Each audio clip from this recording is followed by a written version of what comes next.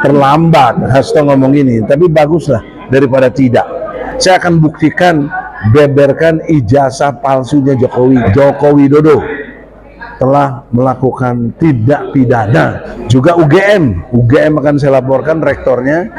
Jaksa dan polisi itu di bawah presiden, itu yang nggak berani. Mestinya dia keluarkan perintah penangkapan kepada Joko Widodo.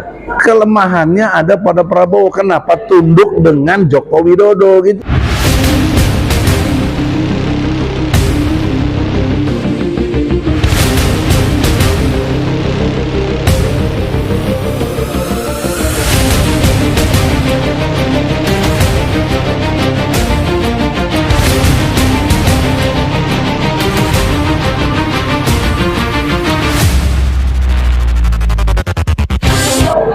Bismillahirrahmanirrahim. Assalamualaikum warahmatullahi wabarakatuh. Egy Sujana, Presiden Tim Pembela Ulama dan Aktivis. Dalam hal ini Hasto juga aktivis dari PDIP, saya bela. Gitu. Di samping saya Partai Rakyat Oposisi, Rustam Effendi. Dalam kesempatan ini saya menanggapi satu statement dari Hasto bahwa Joko Widodo dan keluarganya bukan lagi apa yang dimaksud keluarga besar dari PDIP. Nah, oleh karena itu, di dalam kesempatan ini pernyataan Hasto itu melegakan kita. Seharusnya kalau boleh saya klaim secara urutan sejarah, terlambat Hasto ngomong ini, tapi baguslah daripada tidak. Kenapa terlambat? Harusnya sejak diketahui bahwa Jokowi menggunakan ijazah palsunya yang digunakan untuk jadi presiden, sebelumnya gubernur, sebelumnya wali kota, itu harusnya sudah dipecat oleh PDIP, bukan malah didukung jadi presiden.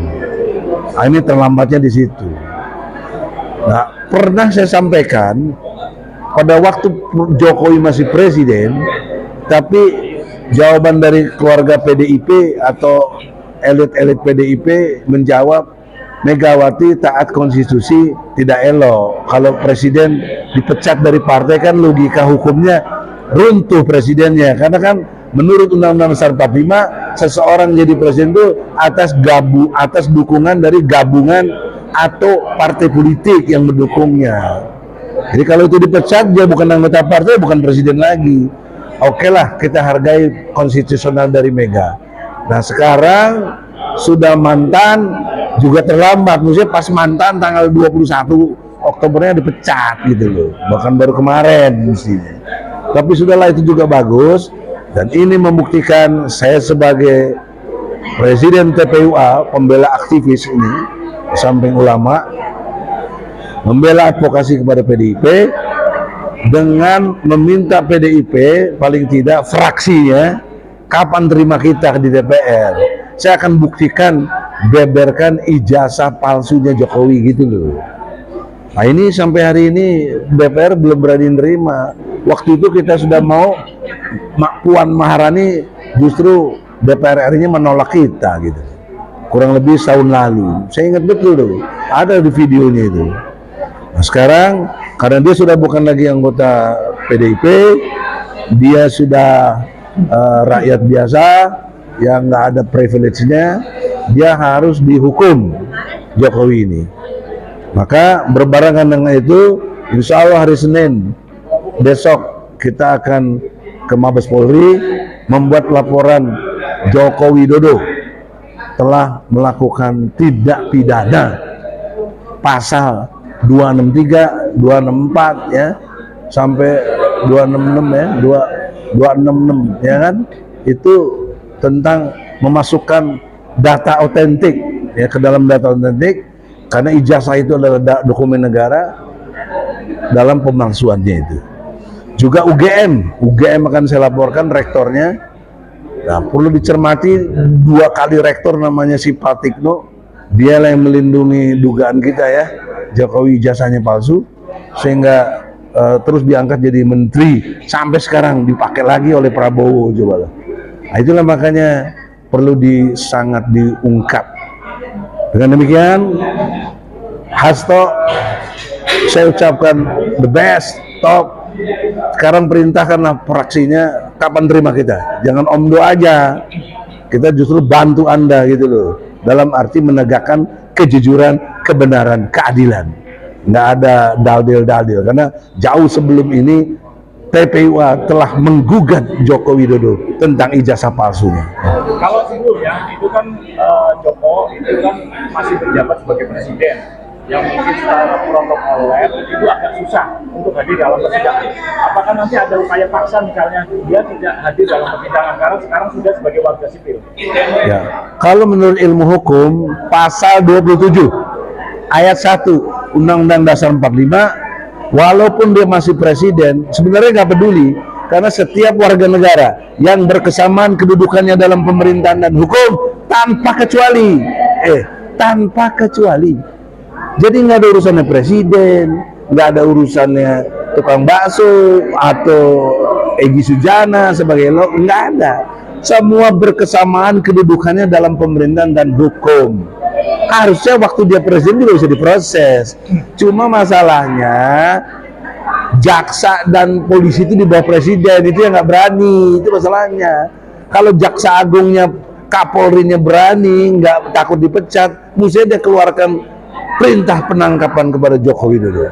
Mestinya jaksa agung itu sanggup melakukan itu. Polisi itu sanggup karena apa? Dia melakukan tindak pidana. Gitu. Nah, sekarang Jokowi sudah tidak presiden. Harusnya logikanya harus segera bisa ditangkap. Harus, karena waktu presiden aja bisa ditangkap. Tinggal keberanian dari Kapolri dan Jaksa Agung. Nah, ini persoalannya. Jadi Prabowo gantilah Kapolri, gantilah Jaksa Agung kalau begitu, karena nggak bakal jalan nanti. Saya tidak sependapat Jokowi masih punya taring. Saya berpendapat Prabowo yang lemah terhadap tekanan Jokowi. Karena saya dengar ada kartu truf yang bisa melemahkan Prabowo dari Joko Widodo. Harusnya sebagai presiden nggak perlu takluk dengan kartu truf apapun. Karena dia masih berterima kasih atas endorse Jokowi sampai jadi. Ya oleh karena itu kelemahannya ada pada Prabowo. Kenapa tunduk dengan Joko Widodo gitu loh?